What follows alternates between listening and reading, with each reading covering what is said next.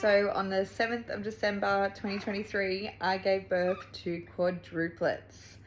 I have finally been able to get back on and give you guys a bit of an update on how we're all doing. I've been in the biggest love bubble and have not been able to think or do anything other than just love and dote on these gorgeous little cherubs.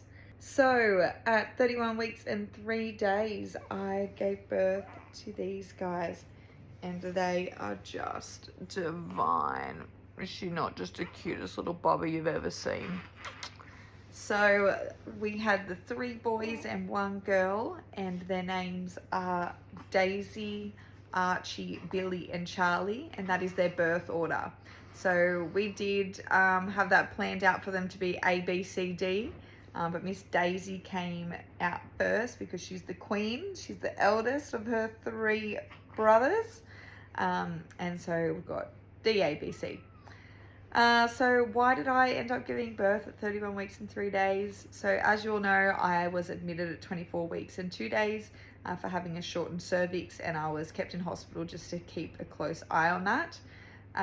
But as time went on, I still remained really well. My cervix was great, but maybe 2-3 weeks out from the 31 weeks and 3 days, started getting really uncomfortable, having headaches. My blood pressure started fluctuating a bit. We did have the plan to give birth at 32 weeks. And so we were kind of just holding out for that, but my body was starting to show signs that it was ready, and it was done. So I was having a lot of tightening, which was quite common for me, but there were stages where it was becoming painful and it was becoming frequent and it was starting to look like contractions.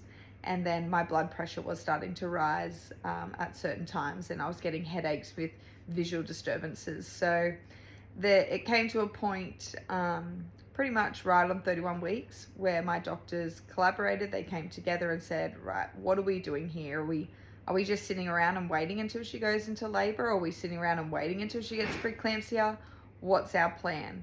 And so they collaborated with myself and Sean, and our plan was to be proactive rather than reactive. So let's not sit around and wait until 2 a.m. in the morning when I go into labor and we have to call in the whole team to do it on the spot there. Let's be proactive and let's just bring that delivery date forward and get these babies here healthy and well, and making sure that I remained healthy and well too. So we were given about 48 hours notice that we were going to have the babies, and it was showtime. So all the staff were ready. Look, if I had have gone at 2 a.m. on a random morning, they would have been ready as well. They were so prepared and well organized. It created such an incredible space for me to be in, because I was able to be so calm and relaxed, knowing that they knew what job they needed to do and they were going to do it to the highest level. And they did. They were exceptional. I can't thank all the staff at Royal North Shore for what they did, because they were just so prepared. They were a well-oiled machine. So yes, the day came and the nerves were on another level. I've never experienced nerves like that ever in my life. Felt like the inside of my body was shaking and I had jitters, and I didn't sleep well the night before, but I never did while I was pregnant. I've honestly been sleeping better since I've had the 4 babies. So that's an interesting one to think about. But yeah, 7 a.m. came around and they took me up to theatre. We're lucky enough to have a photographer in there, so we do have some pretty incredible pictures to look back on. Sean was able to stay with me the entire time, and yeah, off we went up to theatre to get ready to meet our blessings.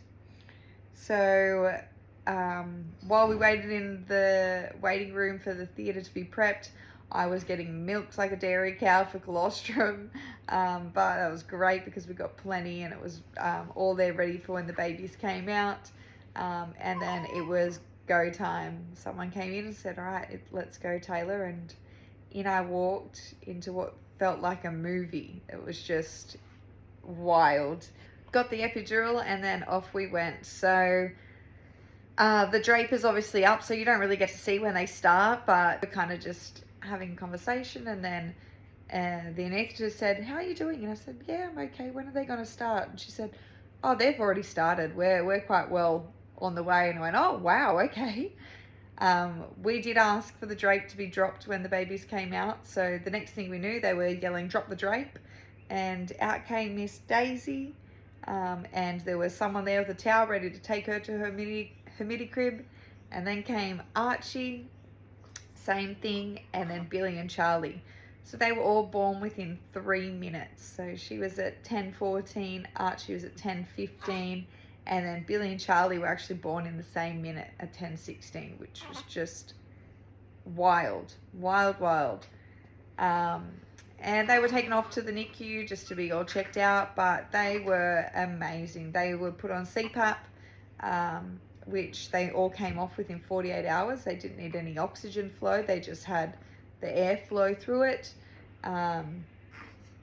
It was incredible how well they did.